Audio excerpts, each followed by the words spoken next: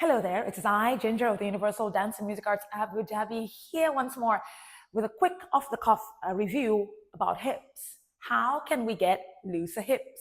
So I'm going to cut to the chase, right to the chase. I'm not going to waste time. You know what to do. Like, share, and subscribe. I'm looking forward to having you, and I hope you're enjoying these videos that I am releasing or trying to release weekly. Nice dance bites that will improve your dance technique over time and with consistent practice. All right, so today's topic is about looser hips. How can we get looser hips? Well, I am here with five examples of what you can do to acquire looser hips in general. And this will really lend its weight or lend its help to helping you. Maybe you're doing your Latin dancing, whether it's professional Latin dancing or social Latin dancing. If you are doing dances like hip hop, or you're doing more traditional cultural based dances that require hip movements, and you find yourself having particularly stiff hips, you can employ these exercises.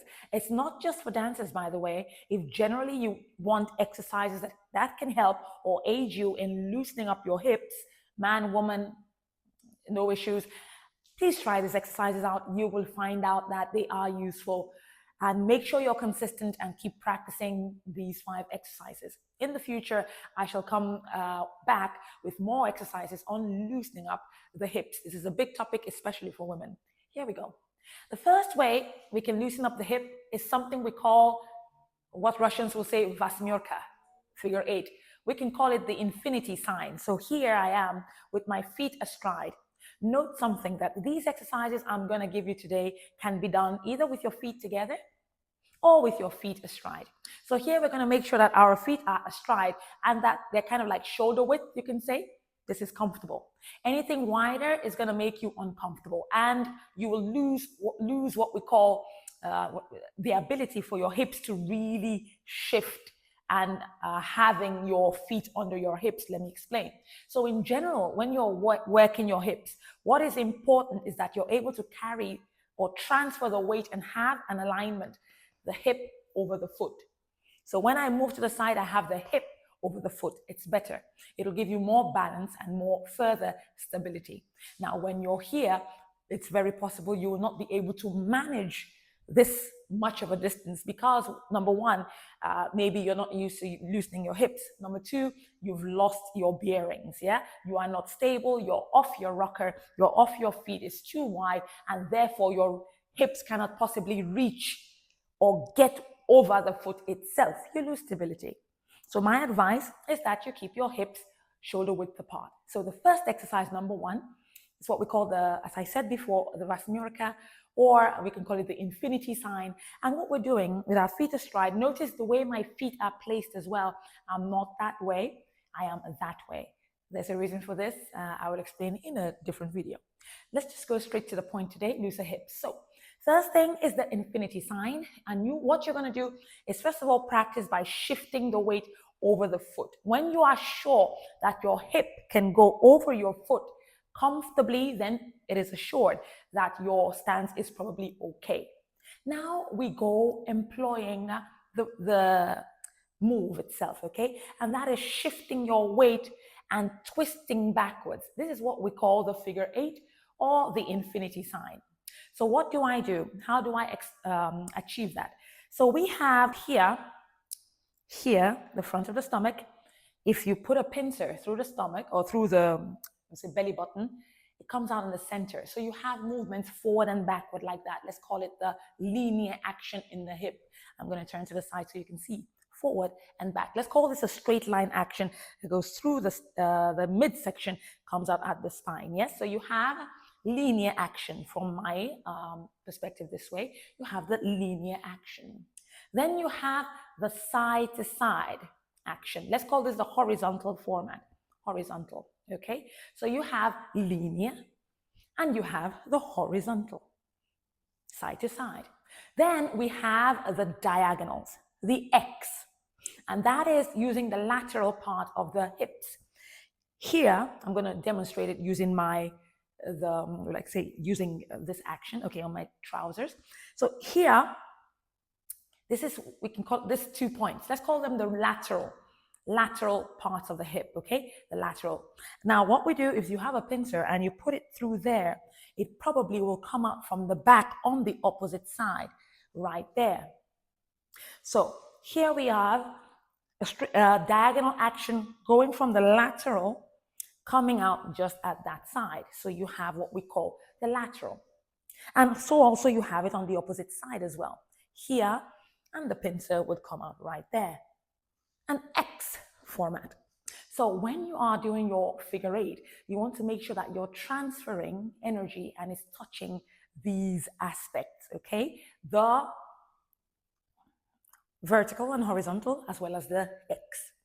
So here we are, we're moving forward towards the lateral. From lateral, we're going to shift through side to lateral behind. One more time. I go forward and my hip comes forward that way. Move through side, back. Then you have this action. You see how I'm standing? Now what I'm going to do, I'm going to push and move my hip from here out there. So it looks something like this. There you go. Now this hip is advanced. Move that through side, back to lateral. So have a look. So now I have what? More of my left hip exposed, and I'm in a twist action, you can say. So again, I go forward through lateral, rotation, forward through lateral, rotation. Again, lateral, rotation, lateral, rotation. Here we go. So the action looks something like this. 1, 2, 1, 2, 1, 2, 1, 2. From the side. 1, 2, 1, 2, 1, 2, 1, 2. Behind. 1, 2, 1, 2, 1, 2, 1, 2. I hope you're able to get these actions and practice right there at home.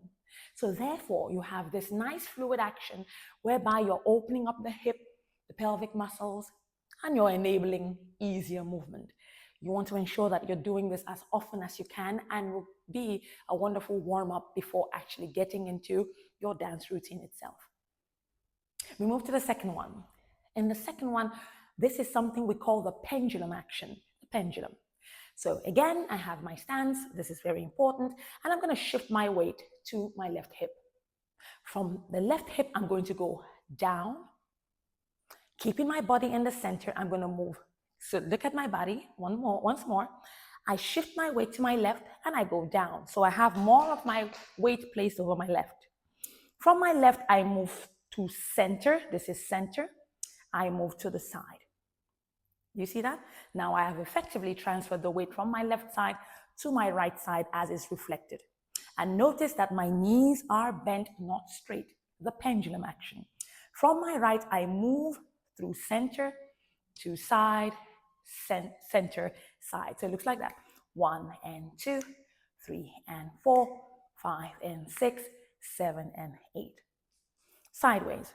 I'm not sure you can see it here, but I'll just do a couple. 1, 2. Notice that my hips are relatively aligned, with the sides of my body. Now, I am not doing this 1 and 2. This is not what I'm doing yet, okay? This we can talk about a bit later. For now, if you want to make sure that you are really affecting or using the muscles in the hips themselves and you're getting a good workout within the hips, try to sit and try to align your hips with your sides and shift there with soft knees. Going and turning backwards, we have sit, side, side, side, side. This is great. A quick warning. Now, you want to make sure whenever you're doing your pendulum action that you are not shifting the body from side to side, that your body remains in an upright, straight situation, and that your hip protrudes from the sides, the body being normally placed, the hips 50-50 and to the opposite side. 50-50, opposite side. When I say 50-50, I mean the weight distributed evenly and to the opposite side. So there you go. Do not move the upper body while you're doing this exercise. So that's number 2. Well done.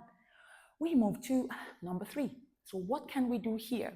If you want to loosen up your hips, another way or another strategy you can use is the hip action 360 itself. Feet astride. Sit, soft knees. I am making sure I'm hitting all the corners in my circle. What do I mean by the corners?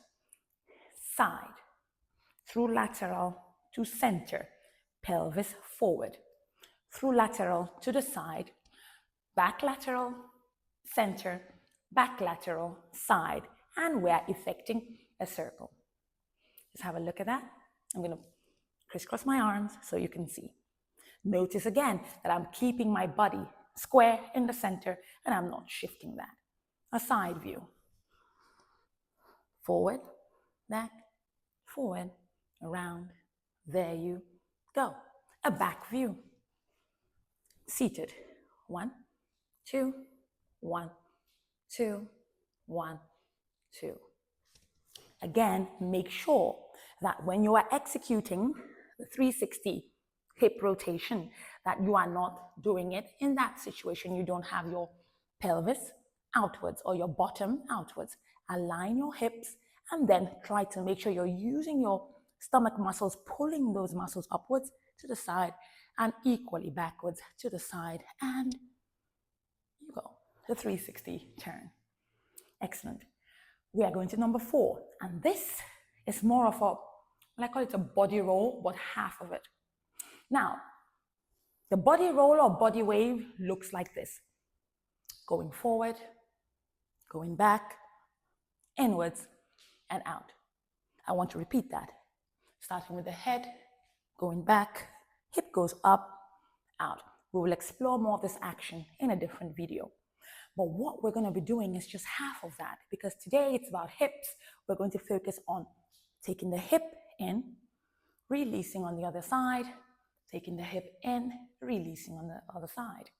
So let's call it the hip flow. Upwards, downward action, hip flow. So what are we doing again? I want to shift my weight to the left.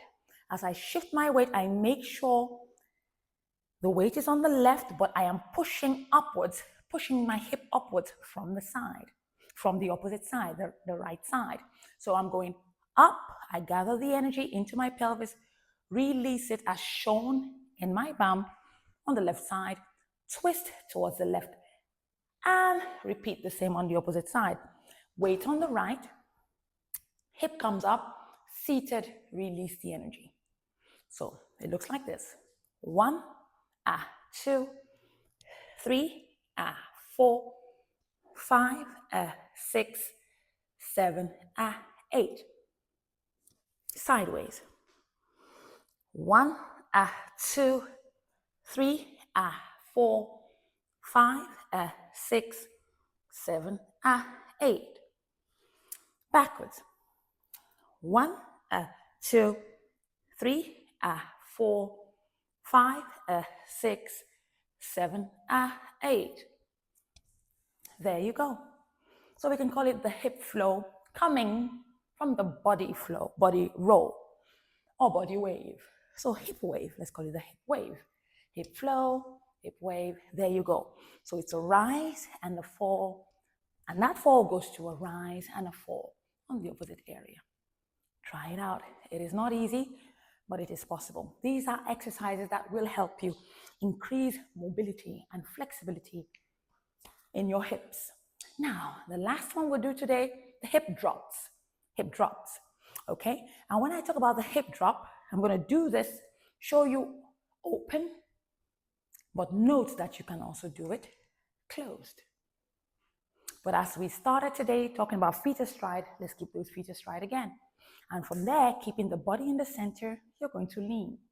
And when you lean, say transfer weight to your right side, the hip goes inwards and there is a rise in the hip on your left side, depending on which side you start. So, hip square, 4. Straight up, see the angle, one goes up, one hip goes up, the other hip is more hidden. Transfer, center, and bend. Notice also that at every given point, I have one knee bent, one knee straight. Forward, bend. up, bend, up, bend, 50-50, bend knee, 50-50, bend knee, side. You see that format? One knee straight, one knee bent, 50-50, opposite side, exactly like that. Can you see that? Opposite side, 50-50, opposite side, from the back. And 1, 2, 3, 4, 5, 6, 7, 8. I'm going to show you this a bit quicker so you can see that we can actually do this with a bit more quicker momentum. So you have 1, straight, 2, straight, 3, straight, 4. Forward. 1, and 2, and 3, and 4.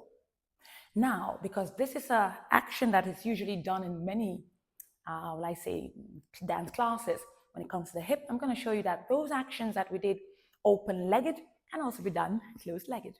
The last one in particular. The last one in particular looks like this.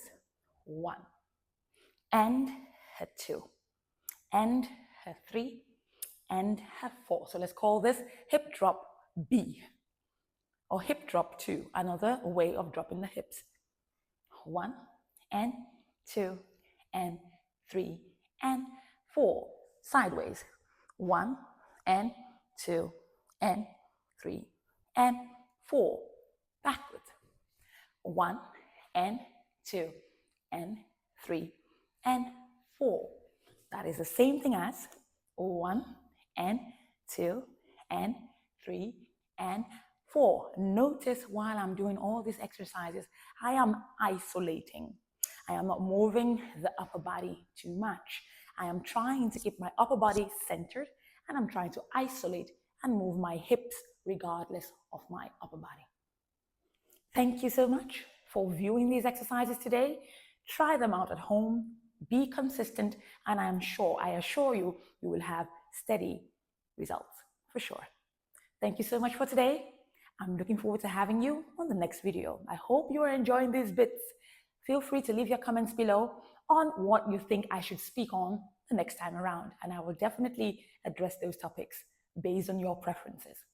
Ginger signing out. Peace. See you next time.